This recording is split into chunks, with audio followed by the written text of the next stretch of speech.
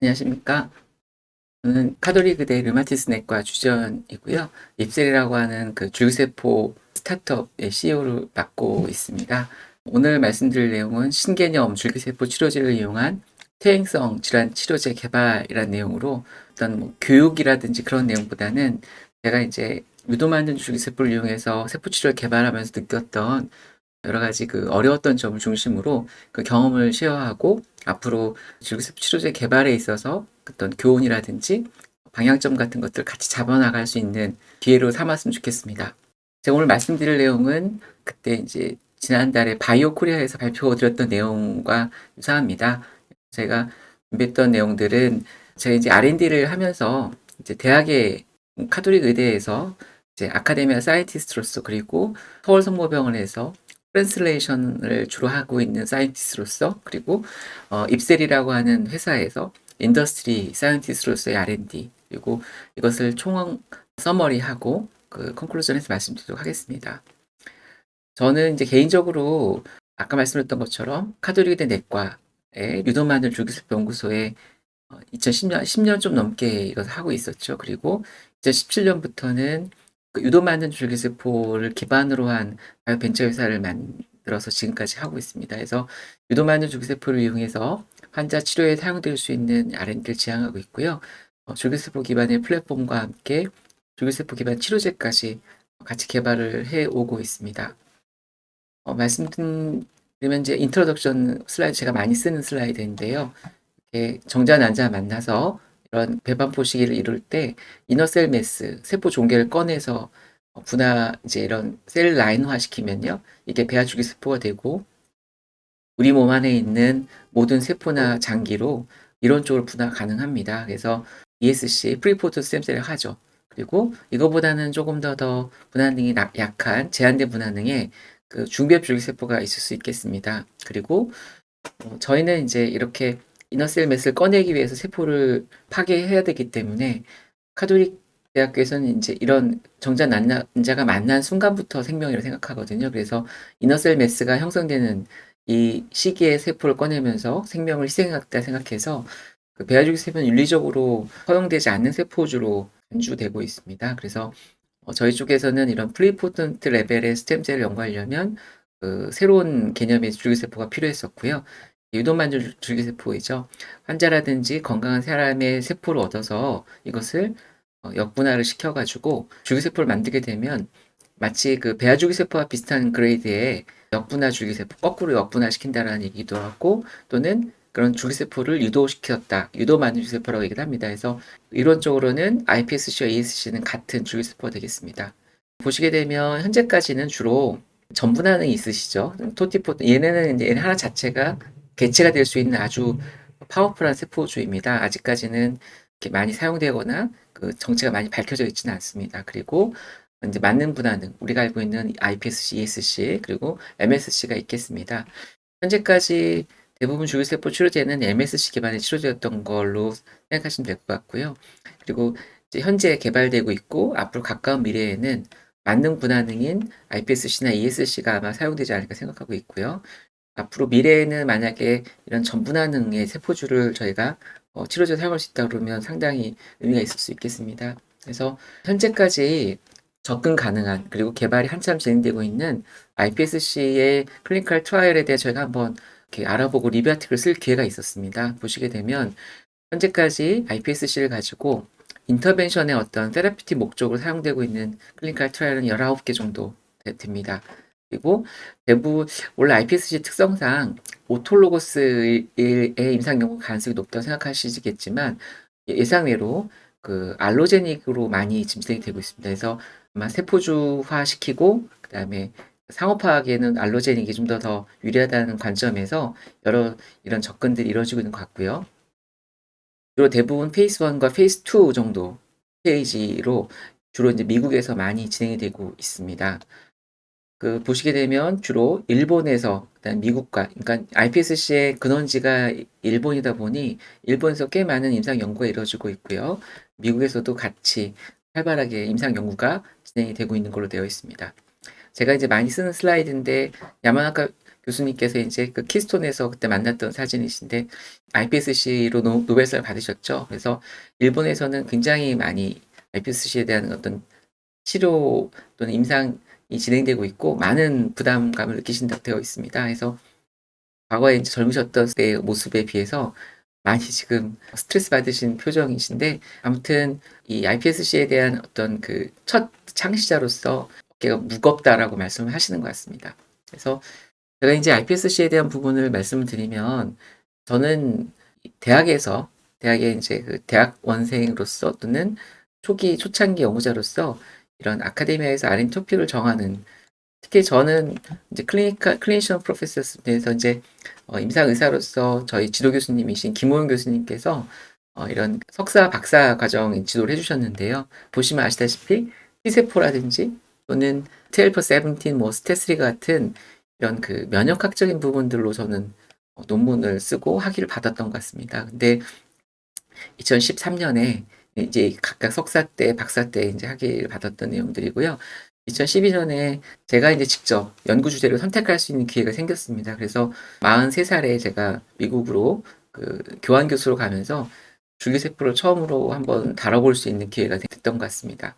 그래서 그때 줄기세포를 처음으로 이제 다뤄보면서 이런 그 아까 말씀드린 야마나카 팩터를 렌티바이러스로 만들고 그리고 이것을 더말 파이브로블라스트에다가 트랜스덕션 시켜가지고선 3주 만에 iPS 콜로니를 만들 수가 있었는데 상당히 저 같은 어떤 줄기세포 초보자들도 할 수 있었던 쉬운 어떤 프로세스였던 것 같고 iPS 콜로니가 이게 제가 처음 만들었던 그런 줄기세포주였는데 굉장히 의미가 저한테 있었던 그림입니다. 그래서 더말 파이브로블라스트가 아니라 환자의 세포, 제가 이제 환자를 보는 의사다 보니 가장 질환을 잘 모사한다고 알려져 있는 이 시노비오사이트, 관절 주변에 있는 빨막세포를 가지고 한번 똑같이 그 디지즈 iPS를 만들어 보자라는 것이 제가 미국에서 들어오기 직전에 했었던 연구였습니다. 그래서 골관절염하고 퇴행성 관절염이죠. 그리고 류마티스 관절염 환자의 이런 시노비오사이트에다가 똑같은 형식으로 iPS를 만들어서 논문을 발표하고 기록을 하게 되었습니다. 상당히 쉬운 프로세스였는데 저희 분야 논문에 이렇게 실릴 수 있었던 이유는 이게 이제 저희 분야, 류마티스 내과 분야에서는 처음으로 수립된 질환 줄기세포주였던 거기 때문에 아마 실려주셨던 것 같습니다. 제가 이제 이것을 쉐어하는 이유가 그러면 아카데미아 사이언티스트로서 이렇게 이런 RPC를 만들어진다는 걸 알 수가 있었는데 그럼 이걸 우리 분야에 한번 적용할 수 있을까라는 그런 고민들을 하게 되었습니다. 그래서 저는 이제 그 류마티스 관절염 또는 쇼그렌병, 루푸스, 비셋병 또는 그 시스테믹 스크lerosis 같은 우리나라 좀 희귀 질환들이거든요. 그래서 레어 디지즈에 다 카테고리에 들어가는데 그런 그 희귀 질환 환자들을 볼 수밖에 없었는데요. 환자도 적고 그 연구할 수 있는 방법이 별로 없습니다. 그래서 그럼 내가 할 수 있는 부분들이 이 환자들의 피를 뽑아서 시스테믹한 오토이뮨 디지즈, 레어한 디지즈 환자들의 iPS를 뱅킹을 만들어 보자라는 것이 제가 그때 할 수 있었던 최선이었던 것 같습니다. 그래서 그때 한국에서 첫 번째로 넌 커머셜한 페이션 드라이브 iPS를 뱅킹을 만들었던 것 같습니다. 그래서 관절염, 뭐 루푸스 환자들, 제가 보는 여러 환자들의 피를 부탁을 드려서 뽑아서 이런 셀라인들을 만들게 되었었고요. 이렇게 줄기세포주들은 만들 때 은행화시키기 위해서는 줄기세포 배양실, 행정실, 보관실 같은 것들이 따로 구분되어져야 한다는 규정도 있어서 한번 따라서 해봤던 경험이 있던 것 같습니다. 그래서 질환 줄기세포주를 만들면서 이렇게 그 피부 질환한데 피부 모델링, 그다음에 약을 썼는데 간독성이 생겼던 환자들의 iPS를 만들어서 간세포 분할한 다음에 그 약제의 독성을 한번 다시 흉내를 내보는 것들 그리고 제가 잘 몰랐었던 그 퇴행성 골관절염 환자의 그 iPS를 만들어서 이게 왜 젊은 사람인데도 퇴행성 골관절염이 생길까라고 하는 연구도 해보았었고요. 그리고 가장 최근에는 룹스라는 병의 환자의 그 심장병이 생기는 이유를 이런 줄기세포를 가지고 시뮬레이션 해보게 됐었습니다. 그래서 아카데미아의 어떤 연구자로서는 환자의 어떤 iPS를 만들고 이것을 가지고 시험관 내에서 그 질환을 모사하는 어떤 연구 툴로서 제가 이제 많이 연구를 해오고 흥미로웠던 것 같습니다. 그래서 그냥 논문을 쓰기에는 좋았던 어떤 프로젝트였던 걸로 기억을 합니다. 근데 이러다 보니까 줄기세포는 이제 뭐 디지즈 모델링을 위해서 한다기보다는 저는 이 줄기세포를 시작할 때 치료제로 사용하고 싶었던 마음이 많았거든요. 그래서 제가 이제 귀국하면서 했었던 프로젝트 중에서 이렇게 HLA가 호모자이고 대부분의 사람들은 이런 식으로 헤테로자이고트입니다. HLA가 하나하나씩 한 쌍씩 있을 때 각각 다른 HLA를 갖고 있거든요. 근데 이 호모자이고트 셀라인 호모자이고트한 iPSC를 만들게 되면 얘네들은 도너러빌리티가 비약적으로 높아집니다. 그래서 이론적으로 계산하였을 때 각각 다른 HLA 호모자이고트를 갖고 있을 때 대략 전 국민의 50에서 60% 정도까지 커버 가능하니까 상당히 좋은 어떤 세포 원료 자료로 사용될 수 있다는 것이 알려져 있었고요. 저희들도 그런 개념 하에 우리나라의 호모자이고트 환자들을 많이 찾아내서 이걸 iPS를 만들고 그리고 이것을 세포 치료제 자원하자라는 그런 과제를 제가 수행할 수가 있었습니다. 그래서 대략 한 40억 정도의 돈을 받아서 그 거의 5년 넘게 그 카톨릭 의대 내에 있는 GMP에서 여러 가지 SOP를 만들어 보고 줄기세포주를 만들었던 기억이 납니다. 그래서 현재까지 제가 그냥 단순 연구자, 아카데미아 연구자로서 그 질환 연구를 하는 데 있어서 만족하다가 이거는 이것보다도 좀 더 여러 사람들한테 그 줄기세포주를 같이 쉐어해서 치료제로서 사용할 수 있게 만드는 그런 그 프로세스를 처음으로 시작하게 된 것 같습니다. 그래서 그때 만들었던 세포주들이 되겠고요.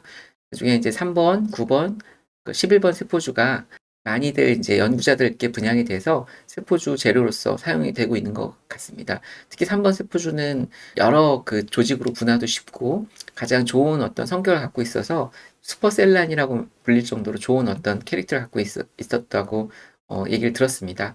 그래서 저희는 이제 한국에서 이런 호모자이고트 iPSL 뱅킹 이니셔티브에 대한 관여를 좀 깊게 하였었고 이것에 대한 논문과 여러 가지 콜라보레이션을 같이 했었던 기억을 가지고 있습니다. 그래서 말씀드렸던 것처럼 이 HLA라는 어떤 유전적인 그 뭐라 그럴까요? 이식 반응, 거부 반응을 피하기 위해서 세포주 자원화시킬 수 있는 퍼블릭 뱅킹의 개념으로서도 제가 경험을 좀 가지고 있었고 또 한 가지는 디지즈 모델링을 할 수 있는 페이션트 라이브 iPSL 뱅킹, 프라이빗 뱅킹에 가깝죠. 이런 것들을 해봤던 경험이 있었고요. 이것을 제가 이제 아카데미아 사이언티스트에서 트랜슬레이션 사이언티스트 넘어가는 과정 중에서 많이 했었던 것 같습니다. 그래서 이렇게 이걸 공부도 좋고 연구도 좋지만 이거 한번 진짜로 환자들한테 한번 해볼 수 있을까라는 질문들을 트랜슬레이셔널 사이언티스트로서 그러니까 병원에서 일하는 과학자로서 고민을 시작을 했던 것 같습니다. 네, 저는 이제 류마톨로지니까요. 그 관절염 많이 봅니다. 특히 언메니즈 가장 많은 질환 중에 한 가지가 퇴행성 골관절염이거든요. 이렇게 그 나이가 먹으면서 연골이 자꾸 노쇠하고 그 연골에 있는 줄기세포수가 감소하고 여러 가지 질적인 저하가 일어나면서 연골이 닳아서 없어지면서 이런 퇴행성 골관절염이 진행할 수밖에 없습니다. 이렇게 무릎과 무릎 사이의 연골이 닳아서 없어지고 결국에는 이제 그 연골 기능을 대신할 수 있는 그 이런 인공관절밖에 치료 방법이 없는 환자들 보면 주로 답답한 심정부터 떠오르는 질환이 이 질환이거든요. 근데 너무나 많은 사람들이 이 질환 때문에 고생을 하십니다. 그래서 대략 65세 이상 70세 넘어가시면 2명 중에 1명은 이런 퇴행성 골관절염 때문에 병원을 찾게 되는 것 같습니다. 그래서 이렇게 정상 연골이 퇴화가 일어나서 질환 연골로 바뀔 때 대략 초기 때는 뭐 여러 가지 진통제나 소염제 같은 걸로 증상 치료를 하죠. 근데 이런 연골이 다 닳아서 없어질 때는 인공관절을 통해서 관절 치환을 할 수밖에 없습니다. 대략 20년 정도 걸리는 이 과정에 이 연골의 결손들을 늦추거나 또는 오히려 이것을 멈출 수 있거나 하면 굉장히 좋은 어떤 그 치료 그 전략으로 사용될 수 있을 것 같은데요. 여기에서 응용될 수 있는 게 저희는 이제 줄기세포라고 저는 생각을 했었고 줄기세포가 갖고 있는 그 재생 능력을 가지고 퇴행성 관절염의 진행을 막고 재생에 관여하는 부분들의 치료제를 개발하고자 했었습니다. 뭐 이런 과정들이 없었던 것은 아닌 것 같습니다. 그래서 뭐 MSC, 그러니까 메센키마 스템셀을 얻고 또는 연골세포를 얻어서 자가이식의 방법들로, 그러니까 이건 시술이 되겠죠. 수술방에서는 정형외과 선생님들 많이 하실 텐데요. 그리고 이거는 치료제 형태인데 이 연골세포를 갖다가 환자한테서 얻어서 익스펜션 시키고 컬처한 다음에 환자한테 다시 전달하는 형태의 치료제도 개발이 됐었습니다. 그리고 알로, 그러니까 다른 사람한테 주는 것이죠. 그래서 수술적인 방법을 통해서 환자한테 시술되는 카티스테미 약제도 있었고 연골세포를 타인에게 인트라아티큘러 인젝션하는 형태의 인보사도 있었지만 이런 여러 가지 치료들이 아직까지 우리나라의 그 핵심 주된 치료법으로 자리를 잡지 못한 이유는 만들어지는 연골들이 퀄리티가 굉장히 낮은 편이었고요. 그리고 과학적으로 정말 리저너레이션에 관여하는지에 대한 증거의 부족 때문에 현재까지 좋은 어떤 치료제의 어떤 하나의 주류로서 자리 잡지 못한 것이 문제인 것 같습니다. 그래서 저희들은 트랜스레이션 사이언티스트로서는 이렇게 그 연골이 결손이 되어서 뼈가 노출된 부위, 이런 여러 가지 기존의 치료제들은 대부분 다 이렇게 들어갔을 때 얘네들이 직접적인 작용을 한다기보다는 주변에 있는 조직들에 사이토카인을 내서 조직이 자라나오게 만드는 간접 재생 효과를 많이 선전하였고 그렇게 알고 있습니다.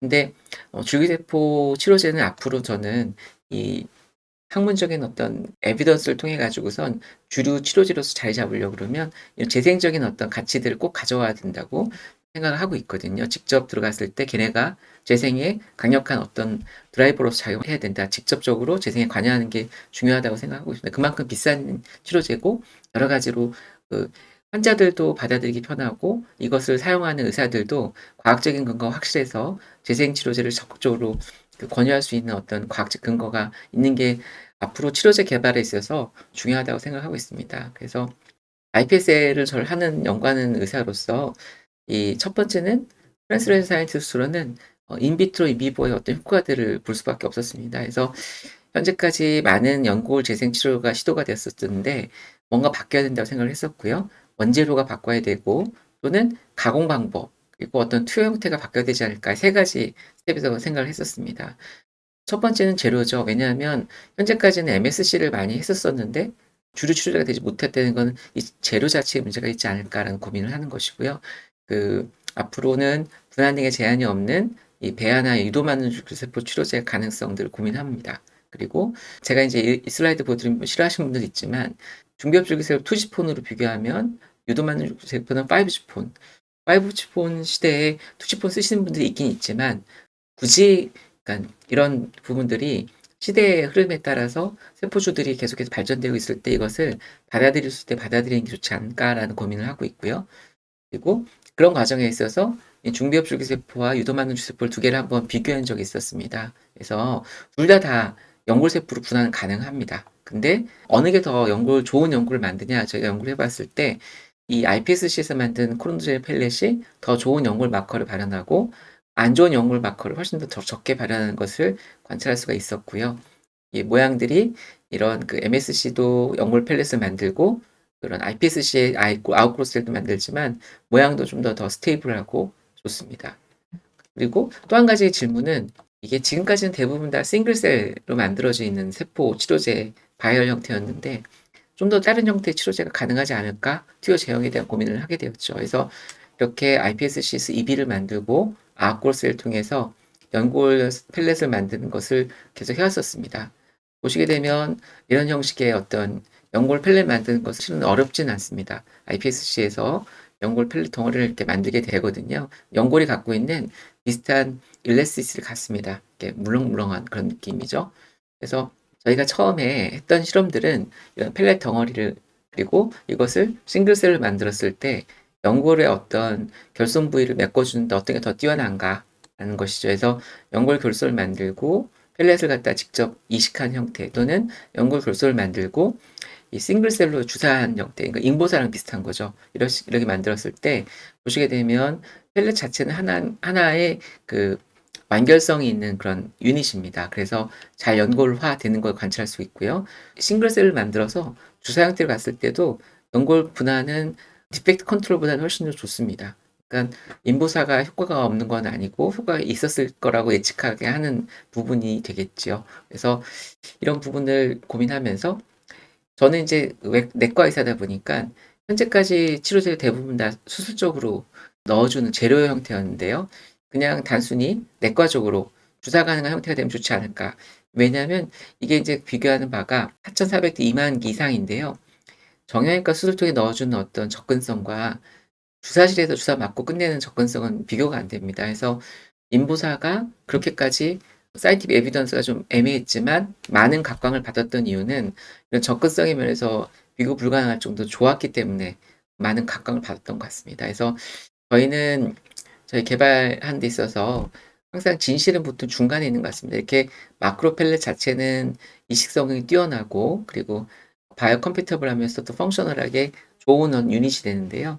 싱글셀은 싱글셀로 유리합니다. 왜냐하면 프랙티컬하게 주사할 수 있고 접근성이 굉장히 좋다는 점이죠. 그래서 저희는 이것을 중간 정도의 크기를 줄여서 주사 가능한 형태를 만들어서 접근하는 이제 제형 개발을 했던 것입니다. 그래서 말씀드렸던 것처럼 원료를 iPSC로 바꾸고 가공 형태를 싱글셀이 아니라 펠렛 형태, 특히 인젝터블한 펠렛 형태, 그리고 사용하는 것을 주사 가능한 형태로 바꾸는 것을 세 가지 전략을 세웠던 것 같습니다. 그래서 처음에는 옛날에 저희가 이제 2010년대까지만 하더라도 수술 제형이 단일세포 형태였는데 비해서 최근 들어서는 세포에다가 세포들이 내는 여러 가지 ECM 성분들이 같이 복합한 형태들이 많이 개발되고 있는 것 같습니다. 그래서 저희는 이것을 좀 더 나아가서 주사바늘 통과 가능한 어떤 주사를 내 관절 제형으로 저희가 개발을 하였고요.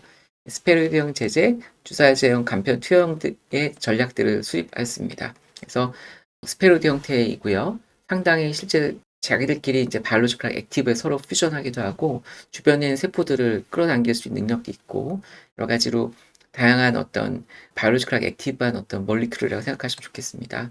그래서 저희가 이것을 가지고 비보에서 저희가 해야 되는 것 중에 한 가지는 사이언티픽 에비던스를 좀 확보를 해야지만이 다음 단계 넘어갈 수가 있지 않습니까? 그래서 지금 여러 가지로 거의 6년, 7년 이상 쥐와 토끼와 비글에서 이런 연골 재생 효과들을 관찰해 왔습니다. 그래서 일례로 비글 덕에 십자인대를 제거하고 반월판을 제거한 다음에 퇴행성 관절이 이도되게 만들어 놓고요. 치료제를 투여하게 되면 연골 결손이 좀 일어나고 있는 상황에서 투여가 된 것이죠. 1년 동안 MRI와 여러 가지 평가, 조직 평가를 했었습니다. 이약 투여군들은 연골 이렇게 결손 부위 그대로 남아있는 것에 비해서 진약 투여군들은 연골 결손 부위가 메꿔져 있고 이게 사람의 것이 사람 단백 직접 재생 효과들을 저희가 많이 관찰해 봤거든요. 이렇게 연골 결손 부위들도 있고 주변에 리모델링 때문에 골극이라고 하는 뼈가 이렇게 변형이 생기게 되는데요. 이런 저희 치료제를 투여한 애들은 연골 결손이 회복되고 이런 뼈 리모델링이 안 일어나 있죠. 아주 깨끗하죠. 그래서 이런 식으로 연골 재생 효과들을 관찰할 수 있었고 이게 휴먼 단백질을 확인하였고요. 이렇게 캐나인 갭DH가 아니라 휴먼 갭DH임을 재생 부위에서 확인할 수 있었습니다. 최근 들어서는 K바이오 도움을 받아서 객관적으로 이제 돼지 모델에서 저희가 좀 이걸 관찰하였는데요. 보시게 되면 컨트롤을 투입한 투여항군에 비해서 뮤콘 투여군이 대략 이 30% 정도 이 연골 결손 개선 점수 효과가 있었습니다. 그래서 이게 동물에서도 효과가 있겠구나. 그러면 다음 단계로 이거를 트랜슬레이셔널 사이언티스트로서는 사람한테 한번 사용해 볼 수 있을까라는 고민을 하게 되겠죠. 그래서 제가 이제 이것을 개발하다가 결국에는 이제 회사도 만들고 iPSC 기반 여러 가지 치료제를 같이 개발하면서 이거를 그러면 사람한테 사용할 수 있는 허락을 받을 수 있을 것인가라는 고민을 했었습니다. 제가 이제 지금 대학에 있는 교수로서 학생들 지도도 하고 있지만 회사의 이제 대표로서 R&D에 대한 고민을 좀 해볼 기회가 있었습니다. 보시게 되면 그 R&D의 그 리서치의 대표 주자는 이제 아인슈타인, 그 디벨롭을 많이 하는 사람의 대표 주자는 에디슨을 많이 본다면 리서치는 주로 이제 논문을 많이 쓰는 거죠. 하지만 이런 개발자들은 특허에 좀 더 많이 신경을 쓰는 것 같습니다. 그리고 학교에서는 실험을 많이 하라고 그러죠. 근데 여기서는 오히려 더큐멘테이션과 RA 관련 업무들을 더 신경을 쓰는 것 같습니다. 그리고 이제 그 에피컷이 항상 중요하다고 얘기하는데 그 개발하는 입장에서 보면 회사 입장에서 보면 세이프티가 더 중요한 경우가 많고요. 그리고 학생들에겐 크리에이티비티를 더 강조하는 경우가 있는데 여기서는 레귤레리티 오히려 전형적인 어떤 틀에 맞는 그런 부분들이 더 중요한 관점들이 되는 것 같습니다. 근데 생각해 보면 아인슈타인도 그렇고 에디슨도 그렇고 이게 하나하나가 다 한 개가 더 우세하고 한 개가 그게 아니고 저는 이 두 가지가 같이 결합된 형태가 가장 좋은 어떤 R&D 성공 사례를 만들 수 있지 않을까 그런 고민을 많이 하고 있습니다. 현재 이런 형태의 치료제로 개발이 되어 있고요. 이것을 환자한테 투여하기 위해서 전임상, 그러니까 비임상이라고 그러죠. 이런 연구들을 많이 해오고 있습니다. 근데 이 하나하나가 되게 비용도 많이 들어가고 그리고 시간도 많이 들어가고 계속 굉장히 어려운 고난의 어떤 연속이라고 보실 수 있으면 되겠습니다. 현재 이런 식으로 개발하게 되겠고요. 아마 인제 이걸 환자한테 투여하는 방법들이 여러 방법이 있겠지만 네 대학에 있는 연구자로서는 investigator initiated trial이라고 하는 IIT 그리고 회사의 어떤 개발 전략으로서는 스폰서 이니시에이티브 SIT 형태가 있으면 좋겠습니다. 과거에는 둘 다 식약처에서 허가를 받으면 됐었지만 첨단 재생에 대한 어떤 법률이 나오면서 이런 IIT에 대한 첨단 재생 치료 제품들은 보건복지부를 통해서 이걸 허가를 받게 되는 형태로 이원화되는 형태가 되겠습니다. 그래서 회사들은 계속 이제 식약처와 이런 그 허가가 관련되어 있는 RA 업무를 해야 될 것 같고요. 개인 연구자로서는 식약처로 바로 가는 게 아니고 보건복지부를 통해서 이런 부분들을 이제 허가를 받기 위한 환자한테 투여하려면 이 과정을 거치지 않고는 투여할 수가 없으니까요. 이런 과정을 밟게 됩니다. 그래서 특히 이제 이 개인 연구자로서 그 저위험 중위험군은 이제 이 보건복지부 첨단재생 심의위원회를 통해서 심의를 받게 되면 시행을 할 수 있게 되지만 고위험군 저희 같이 이제 RPSC나 ESC 또는 다양한 어떤 사람 생명이나 건강에 미치는 영향이 불확실하거나 이런 큰 연구들은 보건복지부 심의뿐만 아니라 식약처의 승인까지 같이 득하는 형태로 가고 있거든요. 그래서 양대 부서의 어떤 부분들을 다 받아야 되는 좀 어려움이 있을 수 있겠습니다. 그래서 저는 이제 대학 교수로서의 SIT와 대학 교수로서의 IIT는 첨단지생 발급에 따라서 보건복지부와 식약처 동시에 지금 프로세스 밟아본 적이 있었고 입셀의 대표로서는 식약처와 같이 IND를 내서 허가를 받아본 적이 있습니다. 그래서 내시면 아시겠지만 그 IND를 한번 내보시면 이렇게 많은 서류가 있을 수 있겠구나. 그리고 마찬가지로 SIT를 내보면 여기도 만만치 않은 많은 어떤 서류를 도큐멘테이션 작업의 연속의 연속이라고 보시면 되겠습니다. 그래서 저희가 작년에 한번 두 가지 다 IND를 서브미션 해봤고요.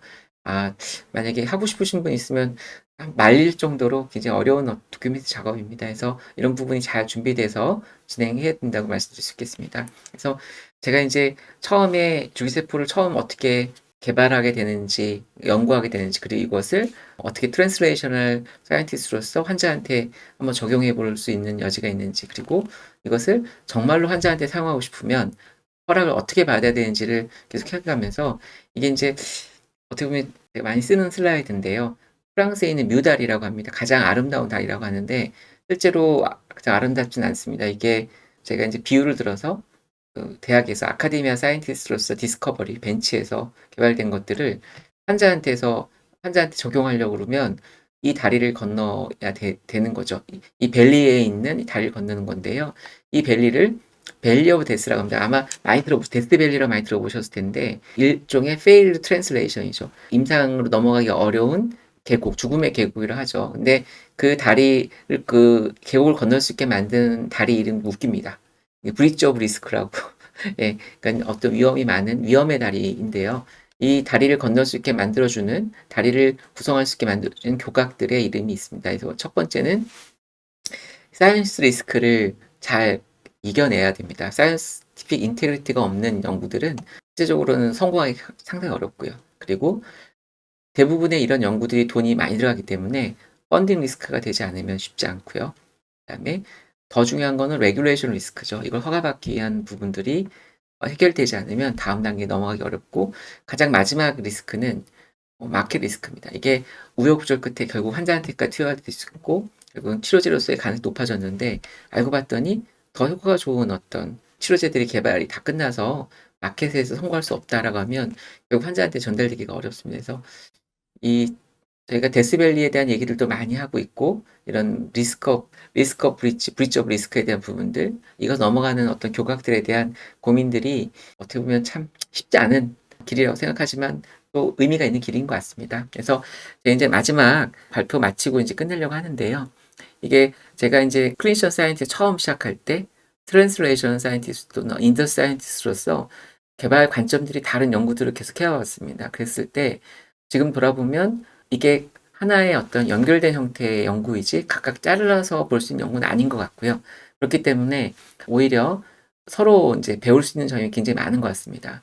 제가 만약에 다시 이제 아카데미아 사이언티스트로 돌아간다 그러면 더 이제 고민을 많이 하고 잘할 수 있는 여지가 생길 것 같아요. 왜냐하면 지금 와서 이제 이 초반 개발 단계의 어떤 어려움들을 그걸 해결하지 않았으면 지금 데이터들이 되게 어려워질 수 있거든요. 왜냐하면 이 도너 컴패티빌리티에 대한 부분들 그리고 CMC를 어떻게 빨리 수립해서 얼리 페이스 리서치에서 이걸 수립한다든지, 또는 연구자들 개인 대학에 있는 연구자들이 하기 참 어려운 부분인데 SOP나 QC에 대한 부분들을 얼마만큼 빨리 잘 수립해서 일관된 어떤 그 연구들을 해오고 있는지, 그리고 동물 실험 같은 것들도 가능하면 레귤레이션에 맞게 미리미리 계획한다든지, 그런 것들이 시간이 많이 걸리는 거기 때문에요. 이것을 미리 계획하고 하는 게 훨씬 더 유리한 성공적인 R&D가 될 거라고 요즘 많이 느끼고 있습니다. 그래서 아마도 그 개발해 보신 분들은 다시 돌아가서 이렇게 고민을 많이 해볼 텐데, 복기라고 그러죠. 이렇게 다시 한번 그 뒀던 어떤 그 바둑을 갖다가 이렇게 하나하나 기억하면 도는 건데요. 이런 복기가 상당히 중요한 R&D에 있어서의 부분인 것 같다 요즘 느끼는데요. 복기를 통해서 승자는 이기는 습관을 계속해서 만들 수가 있고요. 패자는 이기는 준비를 해나갈 수 있다는 것이죠. 그래서 저도 보면 IPS를 만든 과정이 프라이머스를 얻는 과정, 이거를 IPS를 만드는 과정, 이거를 타겟으로 분화하는 과정이 있는데요. 그 과정마다 상당히 중요한 포인트들을 초기에 그냥 모르고 지나가는 경우가 많습니다. 그래서 이런 것들을 초기에 미리미리 체크해서 한다면 상당히 이런 연구 개발이 빨라질 수가 있고 효율적일 수가 있다 요즘 많이 느끼는데요. 이렇게 프라이머 세포를 얻을 때도 도너 컴패티빌리티에 대한 부분, 그러니까 IPS를 만들 때도 이게 세포 치료제가 되려면 결국 뱅킹이 셋업이 돼야 되는데요. RCB, WCB, MCB에 대한 어떤 개념 정립과 함께 그런 해당되는 QC에 대한 부분들에 대한 접근, 그리고 이 타겟 세포 치료도 됐을 때 CMC, QC에 대한 부분을 어떻게 얼마나 빨리, 그다음에 그 규제 기간에 맞게 대응하기 편하게 만드냐 같은 것들이 상당히 중요한 포인트들인데, 제가 지금 인더스트리 사이언티스트로는 이런 부분들이 중요하다는 걸 이제는 알고 있지만 초기 아카데미아 사이언티스트나 트랜스레 사이언티스트 전혀 몰랐던 부분이거든요. 이런 부분들을 서로 이제 알 수 있는 기회들이 많으면 좋겠다라는 생각을 요즘 많이 하고 있습니다. 그래서 로 머티리얼에 대한 부분들도 보시게 되면 여러 가지 가이드라인도 많이 바뀌고 있고, 뭐랄까요? 공여에 대한 어떤 동의서 같은 상업 동의서 같은 것들도 상당히 이제 중요한 이슈로 떠오르고 있는 것 같습니다. 그리고 뱅킹에 대한 부분들도 어떻게 이제 뱅킹을 우리가 구성할 것이냐, 패스지 얼마마다 QC를 할 것이냐 그 부분들도 상당히 중요한 부분인데, 뒤늦게 알게 되면 여러 가지 좀 많이 돌아가시게 될 것 같고요. CMC나 QC 부분들도 마찬가지입니다. 이게 지금 이렇게 보이고 있지만 이런 CMC, QC에 대한 부분들을 초기 연구 단계에서부터 내가 개발하고자 하는, 연구하고자 하는 그런 부분에 대한 것을 정확하게 흉내라도 낼 수 있으면 나중에 이게 하나하나가 잘 채워져 갈 수 있거든요. 그런 부분이 참 중요한 것 같고요. 네, 제가 이제 마지막 좀 정리를 하겠습니다. 그러니까 신기술이 계속 개발되는 거 당연히 알고 계시고, 신기술은 산업화되기 위해서, 산업화를 하기 위해서 개발을 많이 하고 있는데, 이런 신기술하고 첨단 제품에 대한 제가 봐서는 학계, 산업계에 지속적이고 적극적으로 이해하려고 그러고 상대편을 수용이 필요한 것 같습니다. 특히 이제 아카데미아 사이언티스트, 이제 학계, 대학에서 연구 개발하시는 분들은 얘네들이 나중에 산업화될 것을 생각하고 산업계 개발 기준을 좀 미리 숙지해서 개발이 다시 돌아오지 않도록, 개발의 가속화에 도움이 되도록 미리 준비하는 게 필요하지 않을까 저는 생각하고 있고요. 이걸 중개 연구하는 입장에서의 과학자들은 과학적 근거가 충분한 비임상 데이터를 확보하고, 이게 이제 산업화 과정에서 실패하지 않도록 가능성 높일 수 있도록 표준화, 스케일러빌리티에 관심을 많이 갖는 게 좀 더 R&D 성공률을 높이지 않을까 생각하고 있습니다. 마지막으로 인더스트리 사이언티스트죠. 산업계의 과학자로서는 상업화 좋고 사업 다 좋지만 초심을 잃지 않고 과학적인 근거, 오히려 이제 아카데미아 사이언티스트의 어떤 애티튜드가 상당히 중요한 것 같습니다. 오히려 그런 부분들을 확보하는 노력해서 이제 나중에 사이언스 리스크를 갖다가 줄이는 거죠. 레귤레이션, 마켓, 펀딩 리스크를 최소화하고 사이언스를 갖다 가져가는 것이 중요하지 않을까 저는 생각합니다. 그래서 정리해서 말씀드리면, 이게 이제 제가 슬라이드 때 많이 쓰는 것인데요. 그 지식유익 진간이라 그래서 아는 만큼 보인다라고, 제가 대학생 때 벌써 30년 됐네요. 그때 그 나의 문화여산 답사에 나왔던 문구입니다. 사랑하면 알게 되고 알게 되면 보이나니 그때 보이는 거는 전과 같지 않은 거죠. 저도 보니까 스포츠를 개발을 10년 넘게 해오다 보니까 계속해서 관심을 갖고 하다 보니 이렇게 보이는 게 생기는데요. 처음에 제가 대학에서 이제 학생들과 연구하던 때와 좀 다른 것들이 많이 보이더라고요. 그래서 이게 서로의 관점이나 보이는 관점들이 많이 다르면 다를수록 그 나라나 그 여러 가지 이 R&D가 많이 돌아가고 페일하고 그런 경우가 생길 것 같아요. 그래서 이런 그 부분들을 서로 좁히기 위한 노력들을 해야 되지 않을까. 뭐 이런 걸 고민해야 될 시점이 아닌가. 바이오의 실패들이 많아진 것들이 지금 저희들한테 지금 돌아오고 있잖아요. 그래서 그런 부분들을 성공적으로 갈 수 있게 미리미리 노력을 하자라는 게 현재 제가 느끼는 점입니다. 그래서 제 실수를 통해서 말씀드린 겁니다. 이게 제가 개발한 과정 중에서 돌고 돌고 많이 돌아왔던 부분이거든요. 그래서 이게 제 슬라이드 중에서 마지막 슬라이드인데요. 2015년에 그때도 많이 힘들다고 생각했었습니다. 예. 클리니컬 어플리케이션 가는데 그러니까 의대생들 강의할 때 썼던 슬라이드인데 그 주변에 이제 막 주워드는 얘기를 보니까 인테그레이션 되지 않은 벡터를 사용해야 되고 그다음에 메디아를 막 쓰다 보니까 시럼 프리 메디아를 사용하라고 또 인제 여러분들이 조언을 주시더라고요. 그리고 그것도 주로 지노 프리를 사용해야 된다. 머티리얼도요. 그리고 GMP에서 "이걸 하면 좋겠다." 그다음에 SOP라는 것도 들어봤냐? 한번 만들어 봐라.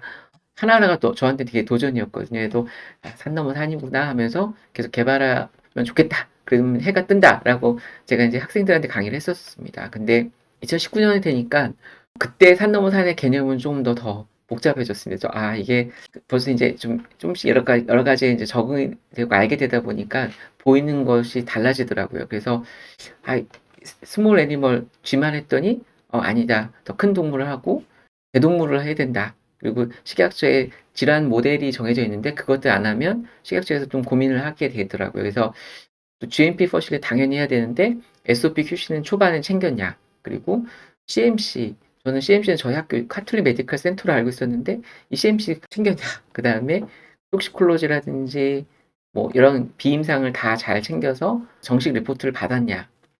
IND 받느냐 페이스 1, 2, 3 다 하더라도 NDA를 받을 수 있느냐 막 그런 여러 가지 얘기들을 들으면서 산 넘어 산이 더 저에게 큰 어떤 부담으로 다가왔었거든요. 그래서 그래도 인제 해는 뜰 거라고 좀 믿었었는데 요번에 인제 제가 그 바이오 코리아 지난달이죠. 강의하면서 아 다시 또 한번 생각이 많이 바뀌게 되었습니다. 산 넘어 산은 제가 알고 있었던 산 넘어 산은 별거 아닌 산 넘어 산이었구나.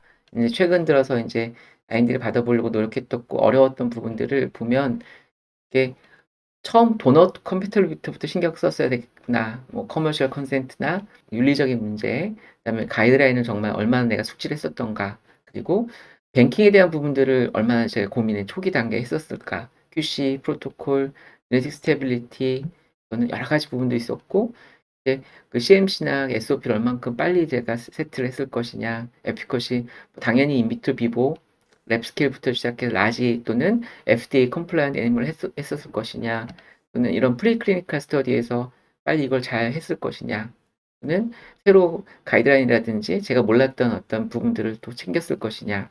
또 한 가지는 이 임상을 연구를 해야 되기 때문에 클리니컬 디벨롭에 대해서 얼마만큼 내가 디자인에 대해서 CRO에 대한 부분들을 같이 끌어안고 고민하면서 이걸 했었을 것이냐, IND는 낼 수 있을 것이냐, 과연 IND를 받을 수 있을 것인가.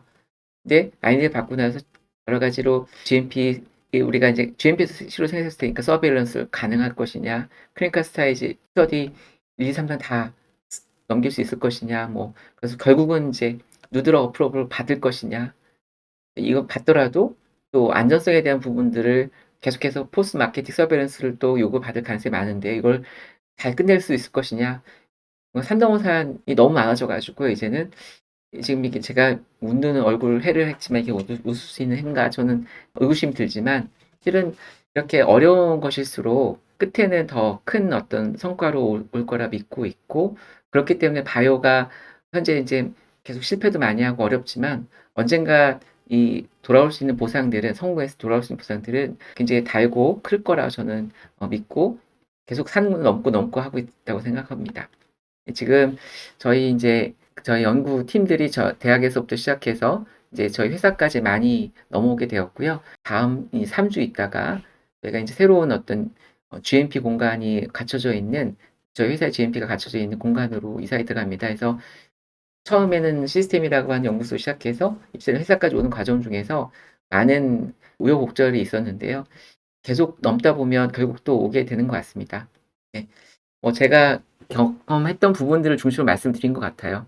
왜냐하면 이게 연구 개발이라는 게 같은 연구 개발 같지만 실질적으로 관점도 다르고 그리고 여러 가지 다른 점들이 있는데 그 다른 점들을 서로 이해하면 이해할수록 R&D의 프로세스가 간단해지고 상당히 그 성공 가능성이 높아진다는 것을 요즘 많이 느끼는데요. 그런 부분들을 아카데미아는 아카데미아대로, 인더스트리는 인더스트리대로 또는 트랜슬레이션을 하는 병원은 병원대로 각자 그런 이 관점들을 잘 이해하시고 적용해 가는 게 필요한 시점이 아닐까. 우리나라 R&D의 미래를, 바이오 R&D의 미래를 위해서도 그런 것들이 필요하지 않을까 저는 생각합니다. 네, 긴 시간 경청해 주셔서 감사합니다.